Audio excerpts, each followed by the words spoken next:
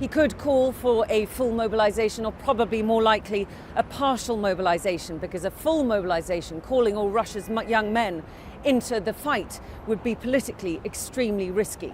Even then, a partial mobilization, though, would take some time to retrain his reservists, and he doesn't have much time right now.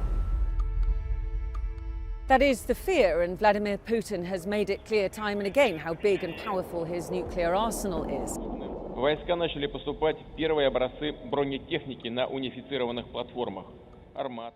Still, using a nuclear weapon is quite the Rubicon to cross, and he would have to feel that he'd exhausted all other options. Russia's nuclear doctrine clearly states that it can only strike first if the security of the state is at risk.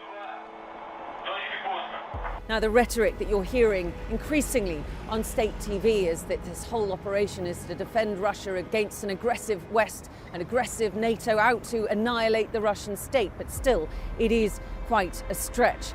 And there's nothing to say that the use of a tactical nuclear weapon would be the definitive game changer on the battlefield.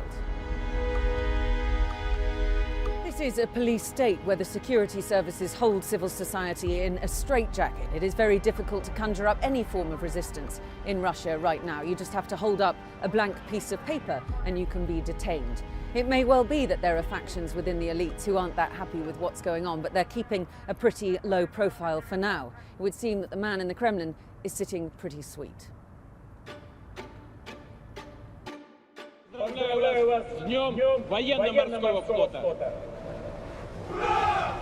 It's an unlikely scenario, but anything is possible. The question is, who would succeed him? And when many here in politics have grown up in a system where power is secured by the security services, you might just end up getting more of the same.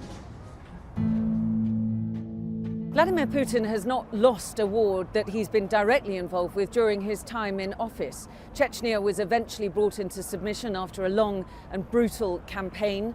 The war in Georgia ended in a matter of days after Georgian forces retreated. And Russia's intervention in Syria to prop up Syrian leader Bashar al-Assad turned the war in his favor, and he's still in office. So will Ukraine buck that trend? Vladimir Putin probably thought that Ukrainian forces might retreat in the way that Georgian forces did. He was wrong about that.